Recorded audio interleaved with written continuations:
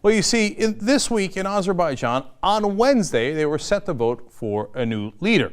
Well, they announced the election results on Tuesday. You did not hear that wrong. Let me quote the Associated Press here. On Tuesday, the smartphone app of the Central Election Commission released the results of Wednesday's vote, showing President Ilham Aliyev, whose family had been at the helm of this oil-rich Caspian Sea nation for 4 decades, winning 73% of the vote. No, that's not in a different week. Elections on Wednesday, they announced the winner on Tuesday. Oops. They said, well, there was a misunderstanding. I'm sure there was. So when they finally announced the real results on Thursday, the day after the election, well, lo and behold, it turns out it wasn't 73%.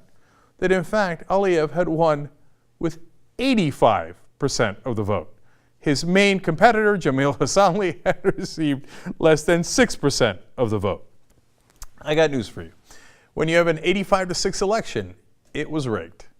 If Jesus Christ came back down from heaven and God opened up the sky and said, "This is my son," he wouldn't get 85%.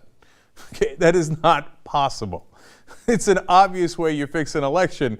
At least make it like 57, 43. Make it a little credible. You want a blowout? 65-35, right? 85-6. They say that there was overwhelmingly, in monitors, international monitors, overwhelmingly negative vote counting practices.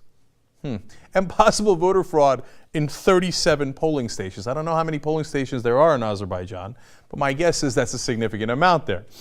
Here's a quote that I love. Monitors from the Organization for Security and Cooperation in Europe called the vote flawed.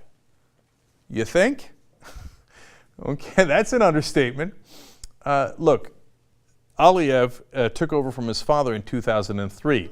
Gaydar Aliyev had ruled for the previous 3 decades, and he was a straw man under the Soviet Union, and then he came back into power after the unrest after the Soviet Union dissolved, and then handed off the country to his son. They're not having real elections in Azerbaijan.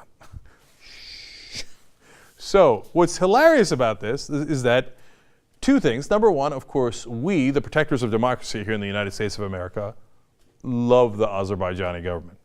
They have worked with us in sending troops to Iraq, Afghanistan, Kosovo. They help us with our supply lines to Afghanistan.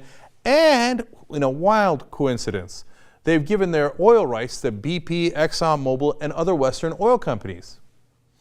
Gee, I wonder if that helped in us looking the other way when they clearly rig elections. Probably not. And then, one of my favorite parts of the story. Turns out that Azerbaijan is ranked 143 out of 183 countries in its 2011 Corruption Perceptions Index. Jesus. How corrupt are the other 40 countries? Okay, Azerbaijan, well played.